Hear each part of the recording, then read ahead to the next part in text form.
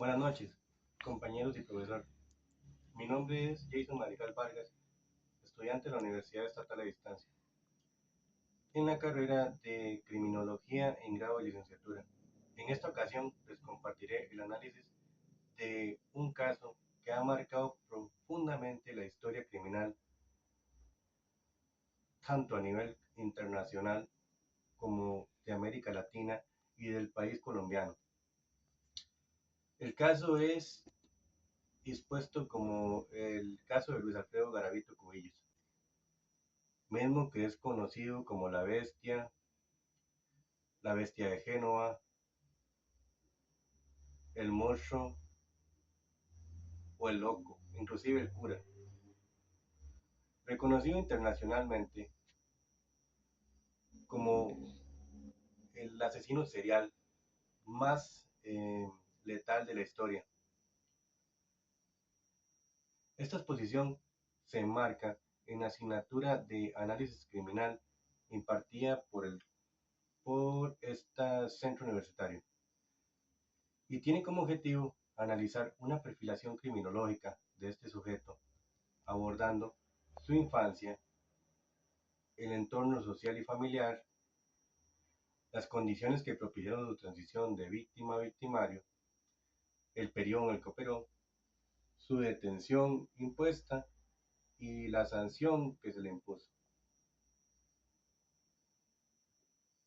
así como los trastornos psicológicos y las motivaciones que lo llevaron a hacerlo, el tipo y cantidad de víctimas que generó y el impacto que dejó en la sociedad colombiana. Antes de comenzar, quiero exponer que diversos estudios sostienen que la mayoría de los asesinos seriales tienen experiencias infantiles de maltrato, donde generalmente provienen de familias inadecuadas, en las que el castigo, así como la disciplina injusta y arbitraria y la hostilidad, son algo común. En este sentido, quiero agregar que Garavito llegó a declarar que, aunque parezco como un ser diabólico y despiadado y malvado, no soy así. Soy un ser humano que sufrió terriblemente y sigue sufriendo. ¿Qué busco con esto? No quiero que se malinterprete. No busco justificar sus actos. Por supuesto que no, ya que bajo ningún enfoque ético ni jurídico es posible. Sin embargo, esta exposición la quiero centrar en ir más allá del morbo o la condena fácil, invitando al espectador a reflexionar críticamente sobre el papel de la sociedad en la génesis de estos perfiles criminales, específicamente en el de este sujeto. Por ello, dejo planteada la siguiente pregunta, como eje de análisis. ¿Cree usted que como sociedad o incluso como individuos hemos sido en algún momento de nuestras vidas potenciales generadores de asesinos seriales al ser partícipes pasivos o activos de dinámicas de marginación, exclusión o diferencia frente al sufrimiento ajeno? Ya propiamente, para dar paso al desarrollo del presente diagnóstico de la exposición, resulta imprescindible comprender en primera instancia el origen de la historia de este señor, Luis Alfredo Garavito Cubillos. El mismo puede ser abordado con una comprensión que comienza con su nacimiento, el cual ocurrió el 25 de enero de 1957 en una zona rural del municipio de Génova, perteneciente al departamento de Quindío, Colombia. Garavito era el hijo de Manuel Antonio Garavito y Rosadelia Cubillos, perteneciente a un núcleo familiar de 7 hermanos, del cual era el mayor, y que se caracterizaba por ser marcado por condiciones de vulnerabilidad y profundas tensiones intrafamiliares, mismas que eran atribuidas y desarrolladas por el producto de una convergencia de factores de riesgo, tanto familiares como sociales, ya que se indica que dentro de tal núcleo familiar predominaba una dinámica violenta, encabezada por su padre, ya que él mismo era alcohólico y abusivo. Esta conducta genera un clima de miedo constante entre los miembros del hogar, al ejercer maltrato físico y psicológico diariamente. Esta violencia doméstica se ve reforzada por la sociedad profundamente machista que normalizaba la subordinación y el silencio frente al abuso. A nivel social, debemos exponer que el contexto histórico también era contribuyente a la configuración de vulnerabilidades para Garavito y su familia, ya que la sociedad colombiana de esa época enfrentaba las secuelas de múltiples conflictos armados, donde se puede destacar la Guerra de los Mil Días, las confrontaciones entre el grupo de insurgentes de las FARC y el Estado colombiano, así como el auge que se venía dando del narcotráfico, presentado por organizaciones criminales como el Cartel de Medellín, el cual es bien conocido que era dirigido por el emblemático Pablo Escobar, y el Cartel de Cali, generando con esto presencia de estas organizaciones y individuos un ambiente de inseguridad y naturalización de la violencia que le obligó a la familia de Garavito y al mismo al trasladarse al Valle de Cauca. ¿Qué podemos entender hasta este punto? Se entiende que Garavito tuvo una infancia desarrollada dentro de un entorno tanto social como familiar, marcado con una exposición a la violencia, que inclusive le generó consecuencias, ya que le obligó a dejar la escuela a los 10 años, ya que él mismo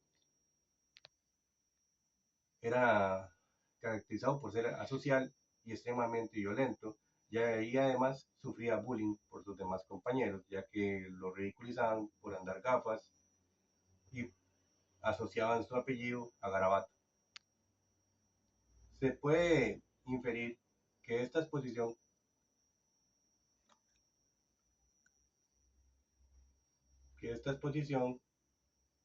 temprana de Garavito a la violencia, tanto como testigo como víctima directa e indirecta, generó alteraciones psicológicas significativas durante su desarrollo. Estas afectaciones se intensificaron por una serie de conductas adversas que podrían considerarse como condiciones promisorias de la víctima victimario, es decir, que lo condicionan para ser un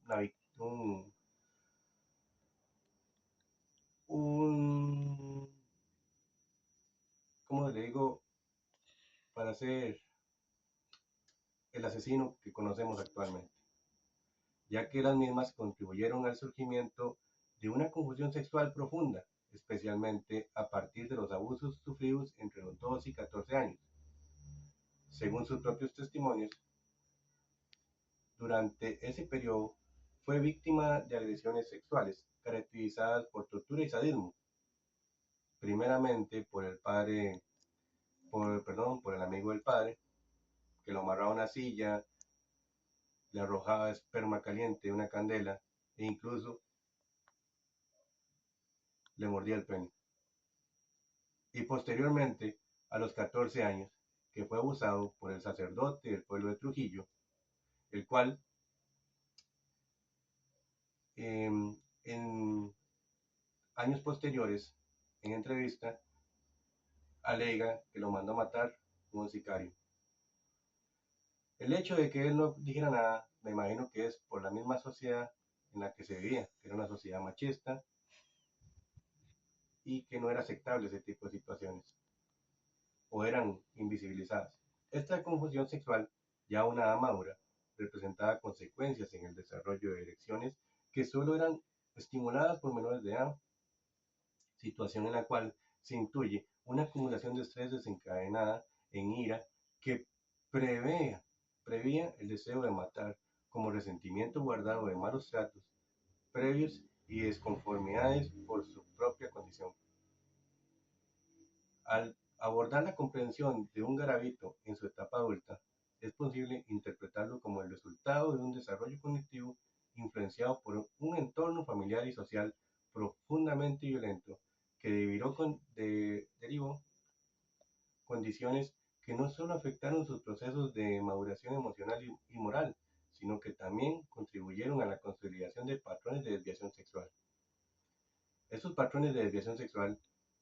permiten que un garabito ya constituido como un violador y asesino motivado genere placer solo al interesarse en un tipo de víctima en específico, con una edad comprendida entre los 8 y 14 años, llevándolo a constituir al momento de su detención la cifra de 140 asesinatos el 22 de abril de 1999, cifra que ya tras las rejas expuso que llegaba a más de 200. Para la aproximación hacia este tipo de víctima, este desarrolló un tipo de modus operandi que consistía en cierto grupo con características específicas, como ya se indica, que fueran jóvenes, además de bajos recursos y que estuvieran en la ciudad como resultado de oportunidades o por el desplazamiento de conflictos armados, o que eran expuestos a diversos tipos de violencia, abordados en zonas de alto tránsito social como terminales, galerías, parques públicos, tabernas, residencias y sitios aledaños, para lo cual ejercían un desplazamiento móvil en el cual trazaban la ruta criminal de un lugar a otro, principalmente del eje cafetalero y norte del valle, debido a que tenía un conocimiento previo de esos lugares y una empatía con los sectores aledaños que por su topografía, vegetación, aislamiento, para esta persona reunían todos los requisitos para convertirse en cómplices de su proceder. Cabe destacar que este modus operandi, le permitió una operación que duró 7 años, inclusive se podría considerar que más, pero la misma se indica que comenzó en octubre de 1992 y terminó con su detención el 22 de abril de 1999, adjudicando con los principales factores. Si se adjudican los principales factores que dieron paso a que esta operación de este criminal durara tanto tiempo, se expone que este se movía de un lugar a otro y conocía las zonas de una manera muy bien, que él elegía niños pobres en situación de calle o con escasa supervisión familiar, lo que hacía que sus desapariciones no fueran, no fueran denunciadas de inmediato. Que el país enfrentaba un contexto rodeado por afectaciones de guerrillas y consecuencias de enfrentamientos armados que podían reducir la atención y disposición de recursos de prevención. Que esto se constituye a su vez como un acto sin precedentes, para el cual las autoridades no poseían un conocimiento previo o adecuado en su atención. Otro aspecto puede ser visto en comparación con la tecnología actual, ya que la tecnología de esa época era limitada y presentaba carencias en el ámbito forense e informativo. En lo relativo a su condena, esta consistió en 52 años, bajo cargos de homicidio agravados y violación, contexto en el cual se le practicó exámenes psicológicos que arrojaban que el mismo padecía de un trastorno antisocial de la personalidad y trastorno de personalidad esquizoide, con componentes psicóticos, razón que justificaba la falta de empatía en sus acciones y el grado alto de agresividad en las mismas. En conclusión, el caso de Luis Alfredo Garavito, alias conocido como La Bestia, refleja cómo un entorno marcado por el maltrato y el abandono puede influir profundamente en la transformación de una persona de víctima a victimario. Sus crímenes no parecen tener una motivación únicamente por placer sexual, sino por una ira acumulada producto de los abusos que sufrió en su infancia, razón que lo hace llegar a matar, ya que el deseo de someter a sus víctimas estaría más relacionado con una necesidad de desahogar ese dolor y resentimiento que con una simple búsqueda de gratificación. Este caso nos debe recordar que detrás de actos tan atroces como los cometidos por este hombre, pueden haber historias de sufrimiento que, aunque no justifican los hechos, ayudan a entender cómo se llega a ellos, razón en la cual, dado nuestro campo de estudio, debemos también de concentrar atención, ya que somos criminólogos y estudiamos las causas que dan lugar a los hechos delictivos y cómo estos se reproducen. A raíz del previo análisis de caso realizado, busco exponer cómo este tipo de acciones se pueden explicar desde ciertas teorías criminológicas, para lo cual daré lugar a la teoría de las actividades rutinarias y aquella de la elección racional, para exponer a partir de ellas cómo se pudieron haber reducido o prevenido estos